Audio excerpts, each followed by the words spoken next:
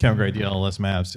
Question for you as far as this season, how big is this training camp for you in terms of your growth and your development? We saw some things get better for you. The game slowed down, making some plays out of short rolls, things like that. How big is this training camp for you in terms of how you fight for minutes this year? It's really big, just trying to come out, into the season. We want to start off having a good season, starting off, winning, right away. And, for me, coming in this year to training camp in better shape. I'm stronger. I feel faster. And, I'm just ready to get after it with these guys. And, our goal this year is get back to the championship and win. So, it's going to take a lot. We can't skip steps. But, for us, just staying together, trusting in each other. And I feel like with me, just continue to grow. I feel like, as you said, as last year went on, as the season went on, I started to get better and better as the season progressed. And in the playoffs, I got a shot, opportunity, and I feel like I took the most of that. I took advantage of that with the minutes I was given, and just being thankful for that opportunity. And I'm just ready to get back after it. So. Mm-hmm. Right here in the front, Valencia King, Real Talk Sports. How you doing, Jaden? I'm good. How are you? Good. Gang. Mm-hmm. Now, we got to ask the serious questions. So first things first. When you went to the braider, when you went to the barber, did you tell them to get it right really, really well for media day? Because the taper fade is tapering. I for sure told them I need a crispy cut, no cap. Crispy. It definitely is crispy. The taper fade, make sure you give them their credit. Thank you. And then outside of basketball, what was the most enjoyable part for you? I know you did a camp, but even outside of that, what was the most enjoyable part of your off season? Yeah, like you said, I did a lot of things this off season. I got time to travel, spend time with my family, and but most importantly, I was just focused on just staying in the gym and getting better, working on my body and preparing for the season to come. Because I know this year is going to be big for me. And, I'm just trying to take every advantage of every opportunity that I'm given. And, I just try to put God first and let him take me through the way. So, yeah, thank you. Chris Henderson, chendo.com. So this is the first question. Last year in the playoffs, you got some meaningful minutes in some crucial situations. Can you talk about that? And how was that a confidence builder for you that, Coach Kidd and the staff gave you those minutes? Yeah, that was big for me to not only see it, Coach Kidd put me in and trust me, but also my teammates being able to trust me in those moments too. That really helped me build my confidence a lot, because, I was just eager to be out there with those guys. I feel like I belonged on the floor and I feel like I could help the team. So, just whenever I got that opportunity, it just felt good. And for to see Coach trust me and all the players, push me and root me on when I was out there, that felt good. So, yeah. Like that. And the second question is, obviously, I remember your rookie year, I asked you who were some of your favorite players growing up, but just guys that you looked. You mentioned Kobe, obviously, but then you said Kyrie.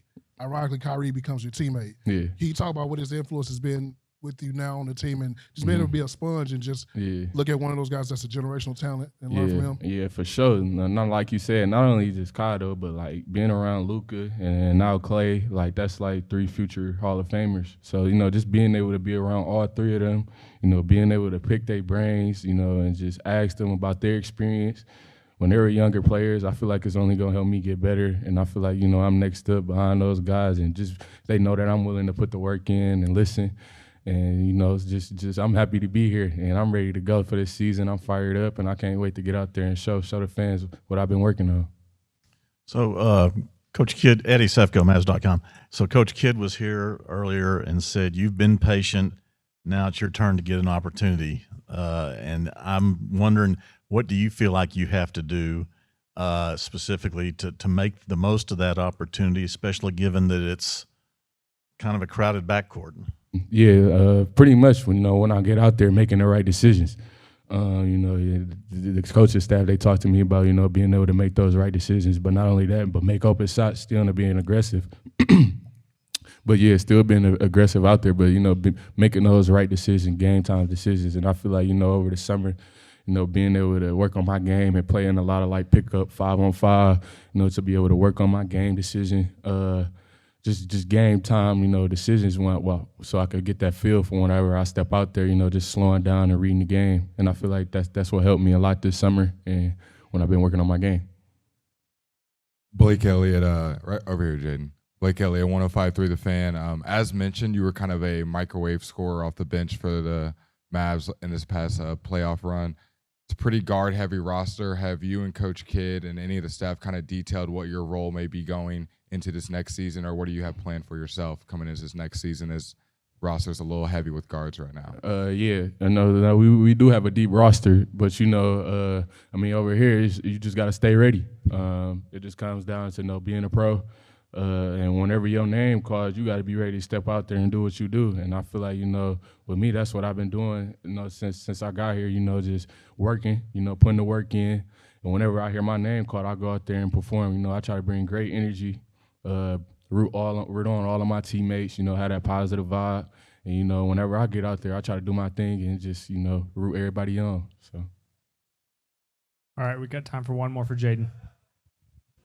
Jaden, Dana Larson right here with Mavs TV. Can you talk a little bit about the influence that Kyrie has had on you and just what he meant to you last season as you worked your way through, the journey of the year? Yeah, Kai, he has a big influence on me. Me and Kai chop it up a lot, talk a lot, text each other.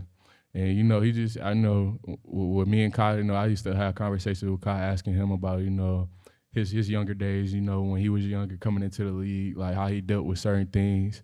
And, what if he could go back, what would be something different he would have done, coming up. And, just to be able to hear his answers and him go into detail about, what it was like for him growing up, the things that he had to go through and, stuff like that, and with the media. So he just, explaining to me how the business is, but not only that, just, also talking to him about the game.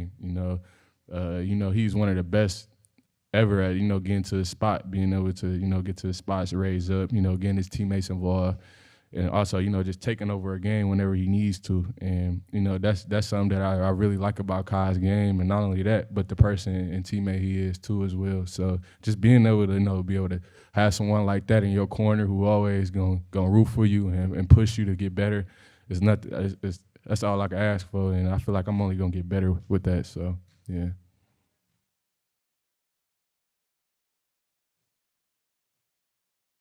Oh, yeah, for sure. We had a couple moments like that in last season, when he'd come over to me, like during the game, and I ask him what he see, or he'd tell me what he see out there, and he'd just tell me, just play my game, or just, slow down, read it, and it's going to make itself available. So stuff like that always helps, yeah. Awesome. Thanks, Jaden. Appreciate it. No problem.